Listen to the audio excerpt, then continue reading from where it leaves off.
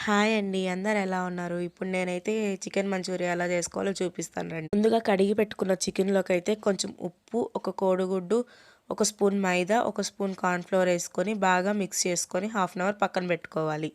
ఇప్పుడు first stove on చేసుకొని పొయ్యి మీద ప్యాన్ పెట్టుకొని ఆయిల్ వేసుకొని ఆయిల్ బాగా హీట్ చేసుకోవాలి. హీట్ అయిన ఆయిల్లోకి ఇందాక మ్యారినేట్ చేసి పెట్టుకున్న చికెన్ అయితే వేసుకొని బాగా గోల్డెన్ బ్రౌన్ కలర్ వచ్చే వరకు ఫ్రై చేసుకొని పక్కన తీసి పెట్టుకోవాలి. ఇప్పుడు సాస్ చేసుకోవడానికి స్టవ్ మీద ఇంకొక ప్యాన్ పెట్టుకొని ఇందాక హీట్ చేసి పెట్టుకున్న ఆయిల్ని ఒక స్పూన్ వేసుకొని అందులోనే కొంచెం అల్లం వెల్లుల్లి పేస్ట్, ఉల్లిపాయ, క్యాప్సికమ్, పచ్చిమిర్చి వేసుకొని బాగా ఫ్రై చేసుకోవాలి. అందులోనే 1 గ్లాస్ వాటర్ వేసుకొని ఒకసారి కలుపుకొని కొంచెం ఉప్పు, కారం మసాలా, చికెన్ మసాలా కూడా వేసుకోవాలి. అందులోనే ఒక 2 teaspoon soya sauce, vinegar, అలాగే red chilli sauce, tomato ketchup కూడా వేసుకోవాలి.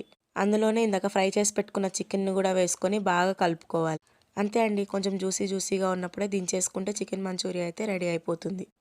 చికెన్ మంచూరియా తింటూ పక్కన ఆనియన్స్ నంచుకుంటూ తింటుంటే అబ్బా! టేస్ట్ అయితే భలే ఉంటుందండి. నేను మా ఆయన అయితే బాగా తిన్నాము. టేస్ట్ కూడా చాలా బాగుంది. మీరు కూడా ఒకసారి ట్రై చేయండి. ఎలా వచ్చిందో కామెంట్ చేయండి.